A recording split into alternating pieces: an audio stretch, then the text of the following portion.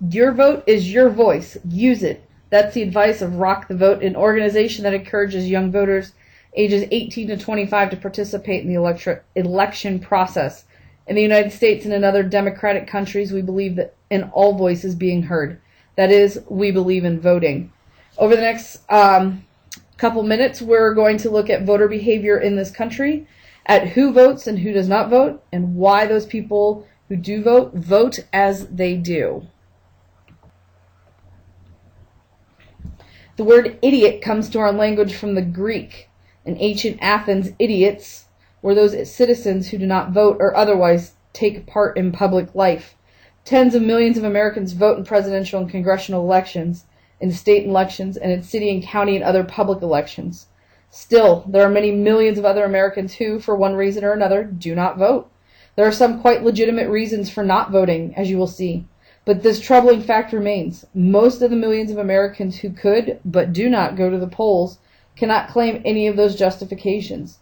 Indeed, they would have been called idiots in the Greece of 2,000 years ago. So here are some statistics from the past 3 voting elections. Actually, I skipped the 2004 voting election. In the general presidential election of 2000, 51% of the population cast their vote. In 2008, 56.8% of the population cast their vote. And in 2012, 57.5% of the population cast their vote. Only 55.2% cast their vote in 2004. So as you can see, roughly half of the country is voting in election years or large election years, but still, that's not a lot compared to what other countries are voting, the amount of people that are turning out to vote around the world. So the United States has some of the lowest voting turnouts in the world. And some people off-year elections is the congressional elections held in the even number of years between presidential elections. So these are when we vote for our senators and our House of Representatives reps. So voter turnout tends to be a lot lower in those years because there's not something large or big at stake to vote on. So voter turnout even will drop in those years. Okay, we're going to look at 3 reasons as why people do not vote. The first reason is cannot voters. It is true that they do not vote. The fact is they cannot vote. In 2004, there was data showing that nearly 100 million who did not vote in the presidential election, at least 10 million of them are resident aliens. So remember, and don't forget, that they are barred from polls in every state. There were 5 to 6 million citizens who were too sick or physically disabled, so they couldn't vote in the election. An additional 2 or 3 million people were traveling suddenly and unexpectedly and could not vote. Whether these are travel plans for work and they did not have enough notification so that they could get an absentee ballot, or for whatever reason they needed to jump on a plane and travel, they could not get to the polling places. Other reasons, remember, we talked about you cannot vote if you have been diagnosed with a mental condition, and you cannot vote if you have been put into jail. Another 500,000 people roughly don't vote due to religious reasons.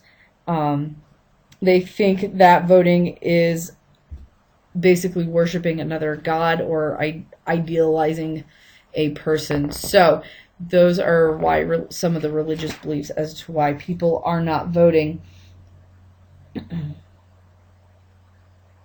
There's also some unknown but significant number of people who could not vote in 2004 because of the purposeful administration of election laws to keep them from doing so, or various informal local pressures applied to that same end. So there's many reasons as to why people who can vote are not actually going to the polls to vote.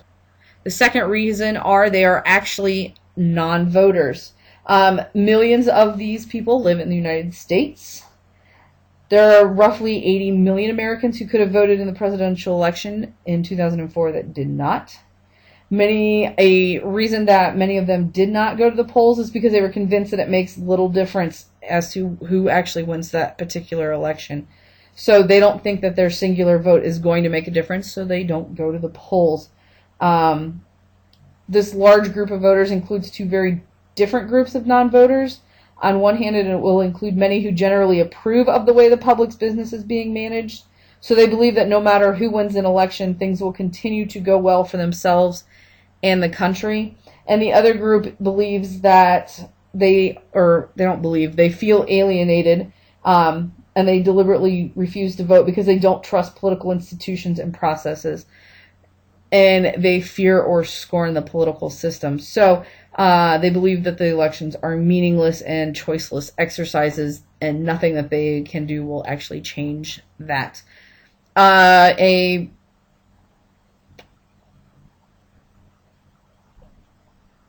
definition that I need you to write down and make sure you know what it is political efficacy. They lack any feeling of influence or effectiveness in politics. They don't believe that they or their votes can have any real impact on what the government does. So most of the people in the actual non-voters group don't believe that they're going to change anything by voting, so therefore they don't go, or they don't believe in the system and don't go to the polls.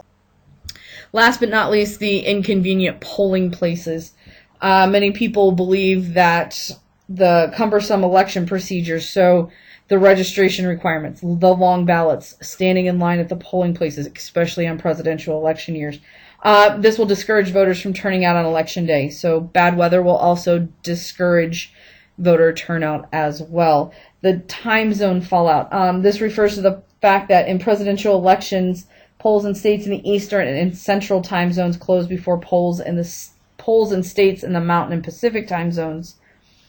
And based on patterns from the East and Midwest, the news media often project the outcome of the presidential contest before all the voters in the West can go to the polls. So some people fear that such reports have discouraged Western voters from going because they're already projecting what the East Coast has done and actually predicting who's going to win based on that alone. So they don't think that they need to go because, hey, that president or that person's already won the election. Why should I go vote?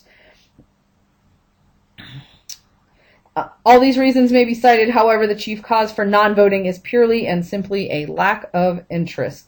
Those who lack sufficient interest, who are indifferent and apathetic and cannot just be bothered, are usually woefully uninformed. Most often, they do not even know the simplest fact about the candidates and issues involved in an election. So, ladies and gentlemen, that is why I encourage you to learn what is going on on the ballots, and who you want to vote for, candidates and their issues, so that when you go, you are a well-informed citizen and voter of our country. So, comparing voters and non-voters. So here is who's going to the polls. People who have a higher income, they have a higher education, so they have a college education. Occupational status, they may have a better occupational status. They are not a low income working at a McDonald's or a hourly wage position. They are well integrated into community life. A lot of times they're longtime residents of the area where they live. They have a strong sense of party identification. They believe voting is important, and then they live in an area where voter turnout is promoted. Non-voters, on the other hand, are usually less than 35 years old, which we all at this point fall into that category. We are uninterested in what is going on politically around the country, or we're only voting in presidential elections. Usually they are unmarried and unskilled, and they live in the South and rural areas. So there's differences between your voters and your non-voters. Okay, go back to class jump. And why do you think the results for the nation would be if all eligible voters were required to cast ballots? So what do you think if everybody in the country was required to go vote on election day?